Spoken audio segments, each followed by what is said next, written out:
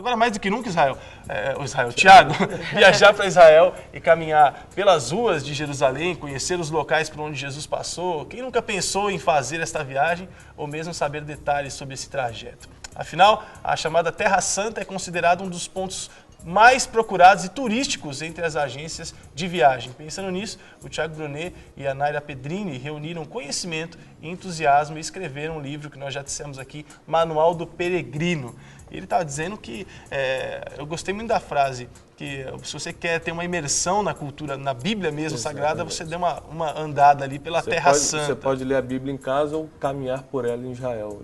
É 10. isso que nós temos feito nos últimos anos, com a Igreja do Brasil e de outros países também. Já tem até uma pergunta para você que é interessante, porque eu nunca fui, tenho vontade de ir muito a Jerusalém. Também tem, viu? Tem um sonho de ir a Jerusalém. Hã? Irmã é crente? Sou. Nunca foi em Israel? Nunca fui. Mas dizem que você tem lá um túmulo, que é um túmulo bonito, com ouro e tal, e que diz que procurando a pessoa que entende ou quem adquiriu o Manual do Peregrino, vai saber onde é que é a localização do túmulo mesmo de Jesus, que está vazio, e que tem aquela inscrição na porta e tal. Como é que é isso mesmo, Tiago? Na verdade, existem em todo Israel existem sempre duas vertentes, né? Que é a católica e a evangélica. Elas não batem na maioria dos lugares, como por exemplo o túmulo de Cristo, na qual a tradição católica defende que é dentro dos muros de Jerusalém, e existe o Jardim do Túmulo, que é onde nós evangélicos visitamos.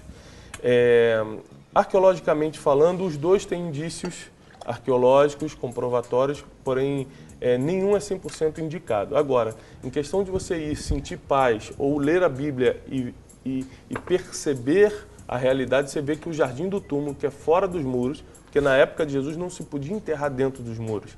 Então isso já é uma característica que aponta o Jardim do Túmulo, que é um dos lugares que nós visitamos, está aqui no livro, como o lugar do sepultamento e da ressurreição de Cristo. E é lindo, como você falou, você chegar, é tudo preparado para a ceia, as igrejas se reúnem ali para orar. A Bíblia diz que nós ceiamos para lembrar da morte e ressurreição dele, e não existe lugar melhor para você lembrar da morte e ressurreição do que frente ao túmulo, e na porta está escrito, ele não está aqui, ele ressuscitou.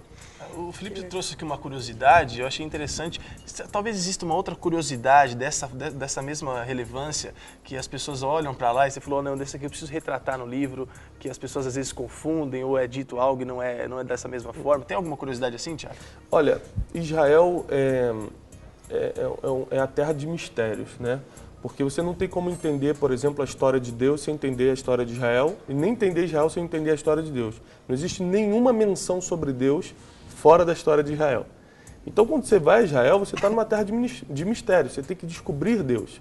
E é por isso que, às vezes, a gente investe muito em outras viagens, mas nós, como cristãos, eu até brinquei com um amigo que o crente ele tem que ir a Israel, para ele ter um esclarecimento. Existe uma diferença entre conhecimento e entendimento. Sim. Conhecimento é o que eu posso passar para vocês hoje, nessa mesa.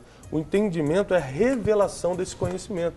Então, quando você tem experiência, aqui tem uma frase que diz que gnos, que é uma palavra em grego que significa conhecimento através de experiências.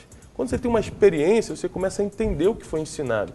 E essa é a importância de ir para Israel. Existem muitas curiosidades, principalmente em relação à diferença entre a tradição católica e a evangélica. Você sabe que nós não gostamos de dar o braço a torcer muitas das vezes, né? E recentemente eu estava num grupo em Israel, um pastor muito conhecido estava guiando seu grupo dentro do ônibus, e estávamos no norte de Israel, passando no Monte Tabor.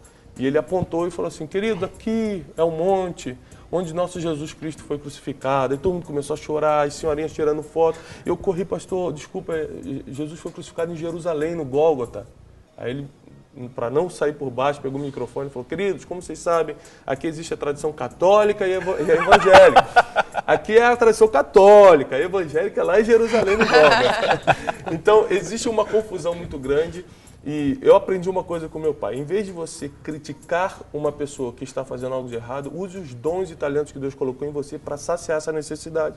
E foi por causa disso que nasceu o Manual do Peregrino, vendo erros desse tipo que não são por maldade, são simplesmente porque a Igreja do Brasil carece de conhecimento e entendimento bíblico. Sim. Então eu resolvi passar um pouco do que Deus tem nos dado através do livro e está melhorando muito o nível das viagens agora, Legal. graças a Deus. Agora uma eu quero pergunta, saber- o livro demonstra as duas tradições ou ele você Só em foca- alguns lugares. Eu foco mais no público evangélico, Sim, mas claro. em alguns lugares, inevitavelmente, nós temos que falar dos dois pontos de visita. Então a gente toca em algumas assuntos. tradições católicas. Assim. O livro, Muito bom. ele tem mais de 200 páginas, é todo ilustrado. Você sabe que o Não, é brasileiro... bonito, vamos mostrar para a Por câmera favor. aqui? O brasileiro não gosta muito de ler, então a gente botou muita foto.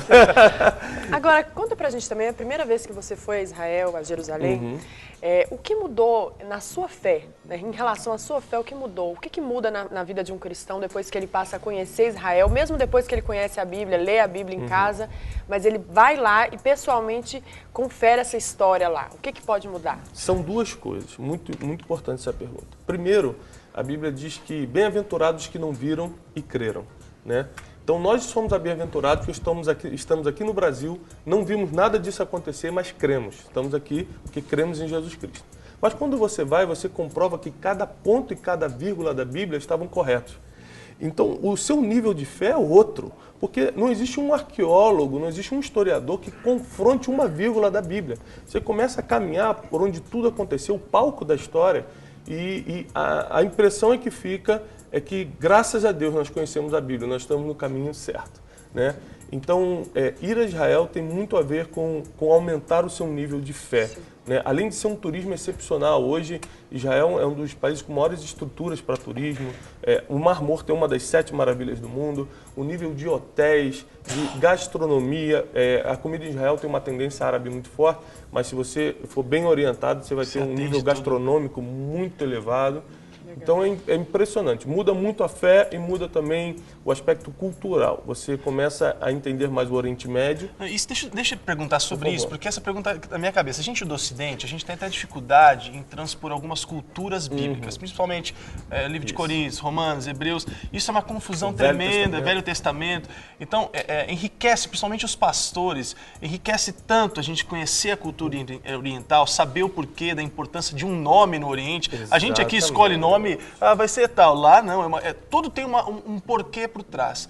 Queria que você falasse um pouco da importância dessa transposição cultural, Oriente para Ocidente. Ótimo, isso é tremendo, porque a hermenêutica hoje é um dos maiores problemas nos nossos púlpitos. A hermenêutica é a interpretação bíblica, ou seja, os líderes eles pegam um versículo bíblico e pregam o que está na mente dele. E, na verdade, nós devemos respeitar exatamente o que você falou. Qual era a cultura da época? Você vai reparar que na Bíblia, Jesus usa assim, porque a fé é como o grão de mostarda, porque a árvore e tal. Ele usava a realidade dele.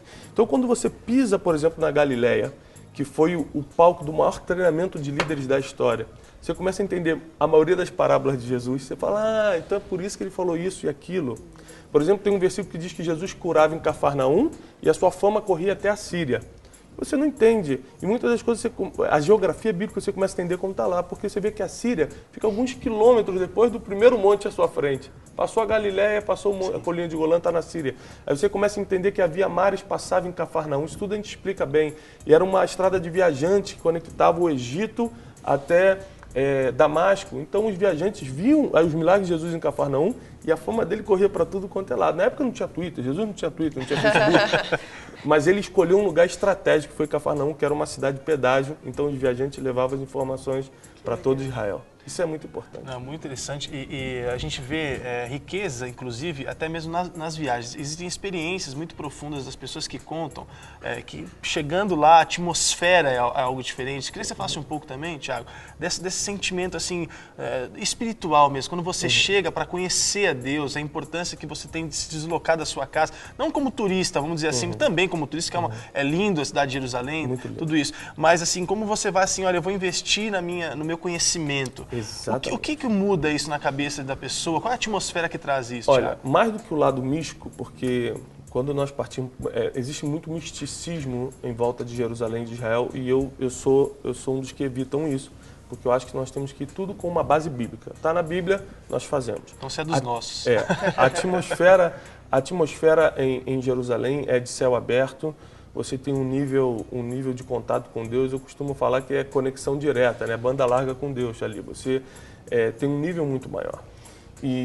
Mas eu quero contar até uma experiência, respondendo sua pergunta com uma experiência. Eu estava dividindo um quarto com um pastor recentemente, um grupo dele, e eu falei para ele, pastor, eu estou indo orar no Muro das Lamentações, era 1h da manhã, e ele me repreendeu e falou, meu irmão, deixa de ser místico, deixa de ser espiritualista, você vai lá no muro orar, ficar que nem judeu orando. Eu falei, pastor, a Bíblia diz em 1 Reis 8:41, quando Salomão consagrava o templo, diante daquela glória, os sacerdotes caindo, ele faz uma oração no versículo 41 e diz, quanto aos estrangeiros, quando vierem de terras remotas, porque escutaram falar do Deus de Israel, da sua mão estendida, do seu braço poderoso, Senhor, e voltados para essa casa de oração, que a única coisa que sobrou é o Muro das Lamentações hoje, fizerem suas orações, eu peço que tu abras os céus e conceda tudo quanto o estrangeiro te pedir, para que toda a terra reconheça que há Deus em Israel.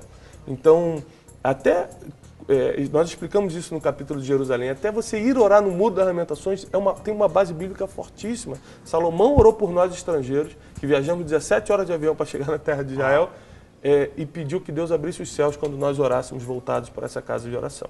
Tiago, a gente quer te agradecer mais Eu uma vez. agradeço, Thiago. eu queria só deixar, se você quer adquirir o Manual do Peregrino, você pode entrar no site da editora, que é edilan.com.br, ou no site do livro, manualdoperegrino.com.br. E se você quer seguir em contato com a gente, você pode me seguir no Twitter e a gente segue conversando lá, @Thiago Brunet, sem H, Thiago sem H, Thiago Brunet. Obrigado, Obrigado, Thiago. Deus abençoe Obrigada, muito Thiago. você. Obrigadão, Thiago.